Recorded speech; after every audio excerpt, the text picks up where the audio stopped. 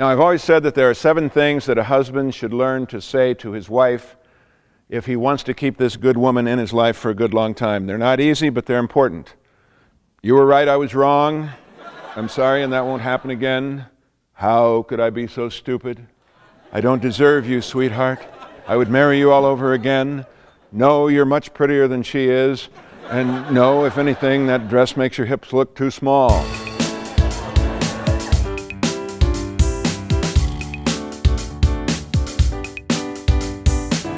Hi, I'm Rex Havens.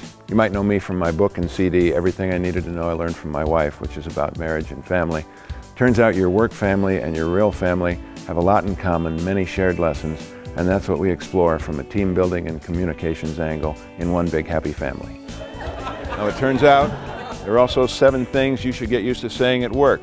Make the workplace go more smoothly. I value your input.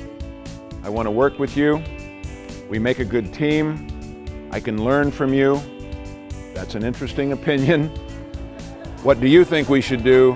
And my favorite, but I could be wrong.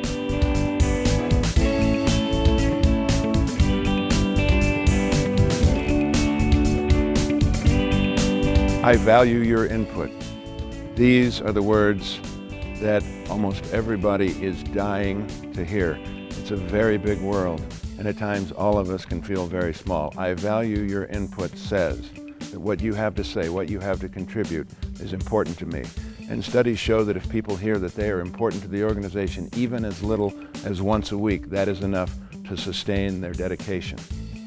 But many unhappy employees report going weeks and even months without hearing about any feedback regarding their importance to the organization. Some people say that the only time they hear anything at all is at annual review, and obviously this can lead to feelings of not only insignificance, but in the extreme case, even a who cares attitude.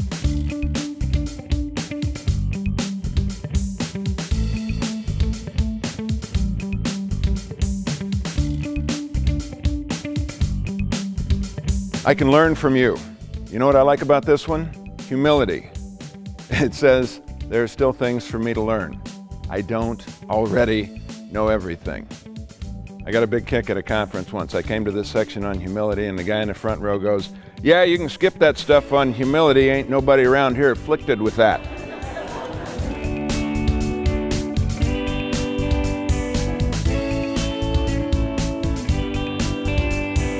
One test, I think, of whether or not a person is truly an adult is when they start ending their sentences by saying, "But I could be wrong." Young people almost never say, "But I could be wrong," because that possibility never enters their brain. In fact, I say that there are 3 stages of knowing things. And you can tell, I believe, what third of life a person is in by how they answer one question. What do you know? Ask a young man, 19 years old, "What do you know?" You get a cocky answer. "What do you need?"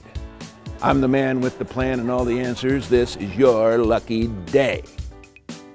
Ask a middle-aged guy, "What do you know?"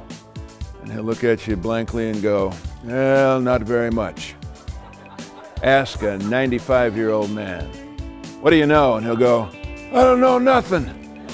Never did know nothing, never will know nothing. Heck, I probably know less than nothing. I'd probably have to learn something just to get up to nothing."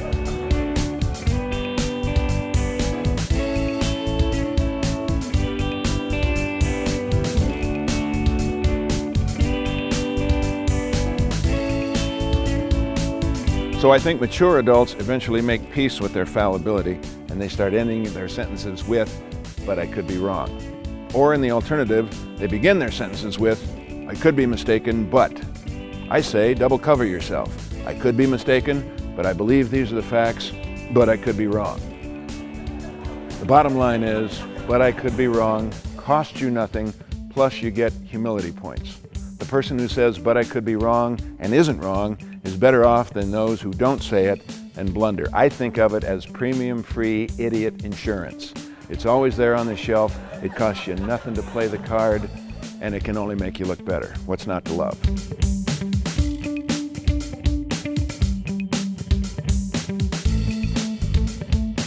I was at a conference once and I heard a conversation that every manager in America should hear.